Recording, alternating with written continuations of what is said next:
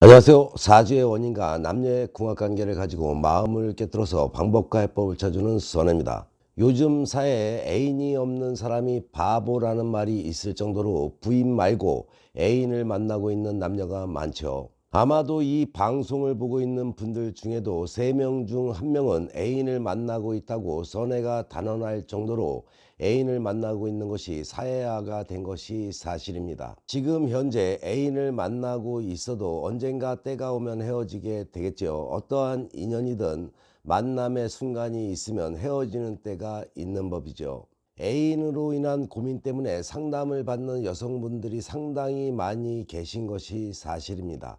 사실 많은 여성분들이 애인을 만나게 되면 남편에 대한 집착보다도 애인에 대한 집착이 강한 것이 사실이죠.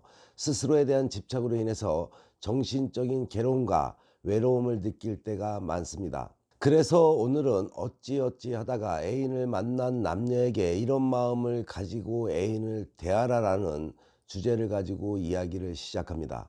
가정을 꾸리고 열심히 살아가는 남녀가 방송을 볼 때는 가정 있는 남녀가 애인을 만난다는 게 미친 거 아니야? 당장 헤어지라고 이야기를 해줘야지라고 말씀을 하실 수도 있겠죠. 가정을 잘 꾸리고 열심히 살아가고 있는 분들이라면 방송 보시면서 속 터지지 마시기 바랍니다. 불쾌할 수는 있겠지만 애인을 만나는 현실을 바라볼 때 불륜을 조성하는 것이 아니란 것만 아시고 참고하시는 시간이 되시기 바랍니다. 첫 번째로 애인과의 관계는 인간적인 유대관계 속에서 이루어져야 합니다. 어찌 보면은 제2의 부부인 셈이죠. 물론 A는 섹스 파트너로 만나는 사람과 정신적인 안식처로 만나는 분들, 이렇게 두 분류로 나뉘게 됩니다. 전자이든 후자이든 간에 인간적 관계가 선행될 때만이 서로에게 힘겨움을 덜하게 된다는 것을 명심해야 되겠죠. 지금에 있어서 A는 아마 세상에서 가장 기쁨을 주는 상대일 것입니다. 그러니 인간적으로 친해야 되겠죠. 특히나 A는 될 수 있으면 1대1의 관계이어야만 합니다. 이것이 서로에 대한 최소한의 배려가 아닐까요? 당신이 만에 하나 두세 명의 애인을 두고 있다면 그 어느 누구에게도 최선을 다하지 못하겠죠.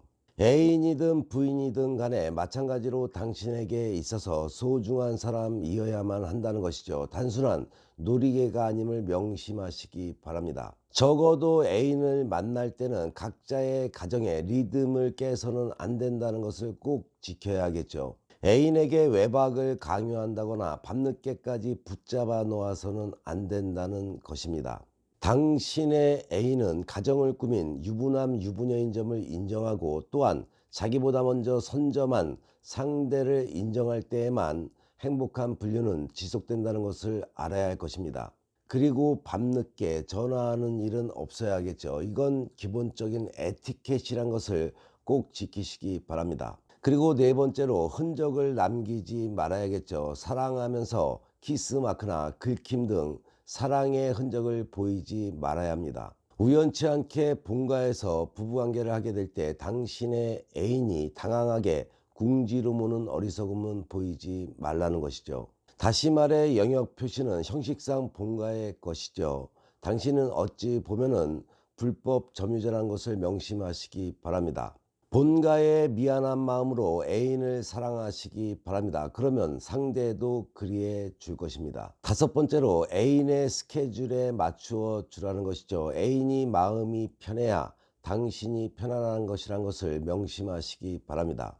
그나 그녀가 용도가 섹스이든 정신적인 안식처든 간에 그가 있어서 지금 난 행복하다는 것을 가슴에 새겨 두어야 합니다. 특히나 상대에 대한 배려는 당신의 가치를 업하는 동시에 당신의 입지가 넓어진다는 것을 명심하시기 바랍니다. 특히나 유부녀를 애인으로 두고 있다면 더더욱 당신은 그녀의 편안한 마음을 사야겠죠. 여섯 번째로 데이트 비용에 관한 더치페이가 좋겠죠. 물론 당신이 부유하거나 애인이 부유하다면 비율은 조절하지만 어떠한 일이 있더라도 일방적으로 비용을 부담케 해서는 안 된다는 것이죠. 애인 사이는 끝이 좋지 못하죠. 경험자들의 일반적인 얘기일 것입니다. 될 수 있으면은 돈의 문제만큼은 서로가 부담되지 않는 선에서 조금은 부유한 자가 지출하는 것이 보기에도 좋겠죠. 어찌 보면은 가장 중요한 것일 수가 있습니다. 일곱 번째로, 헤어질 땐 쿨하게.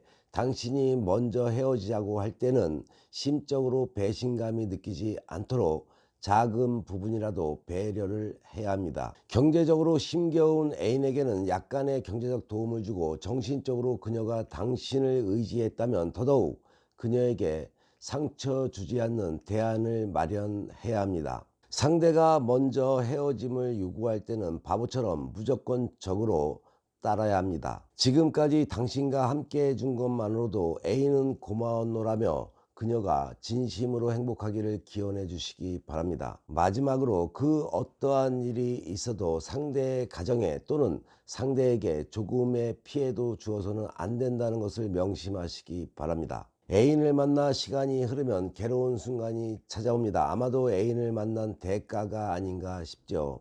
오늘 말해드린 애인을 대하는 마음을 참고 삼아 마인드 컨트롤을 미리 하는 시간이 되시고, 최소한의 기본은 지키시는 시간이 되시기 바랍니다. 애인으로 인한 상처로 인해서 상담을 받는 분들이 많다 보니 이런 마음으로 애인을 대하면 어떨까 해서 주제를 삼아봤습니다. 다시 한번 말씀드리지만, 열심히 가정만 일구고 충실한 분들에게는 너무도 죄송합니다. 행복한 부부관계는 행복도 불러오고 그와 동시에 좋은 운도 불러온다는 것을 꼭 명심하시기 바랍니다. 상대의 마음을 사로잡고 싶은데 뜻대로 안 되는 분들, 부부간에 남녀간에 어려움이 생겨 꼬여가는 분들은 주저없이 위에 나와 있는 전화번호로 전화나 문자 주시기 바랍니다. 당신의 연애사 선혜가 확실하게 해결해 드리겠습니다. 선혜에게 상담받으시면 지혜와 해법은 물론이고 사주와 남녀의 궁합을 바탕으로 상대의 속마음을 꿰뚫어서